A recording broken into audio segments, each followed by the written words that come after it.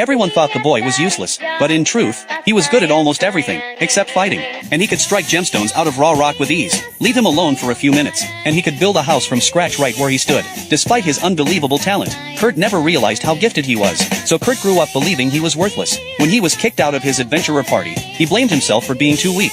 Even when he went to the guild for work, his aptitude test showed nothing but average results. The receptionist comforted him, suggesting he try for a support job instead. But since Kurt was completely broke, she took pity on him. If he could lift a sandbag, she said, she'd recommend him for a construction job. What no one expected was that the sandbag would absorb his magic energy, making it incredibly heavy. He barely managed to lift it using all his strength. He passed the test, though, and was sent to help repair the city walls. The workers doubted that his thin frame could handle such labor, but with no one else available, they let him stay. A few hours later, the foreman was speechless. Kurt had already completed 1/3 of the repairs on his own. Impressed, they paid him in advance, and Kurt, encouraged, worked even harder. But just a few days later, he was fired. The reason? He worked too fast, so fast that the others had nothing left to do. Dejected, Kurt returned to the guild. The receptionist assumed he'd been bullied out of another job, and tried to comfort him. But before she could finish, a loud commotion broke out outside. A young woman was trying to recruit minors, but since the job offered no base pay, no one volunteered, until Kurt stepped forward. The girl, Yuli, wasn't impressed by his small build,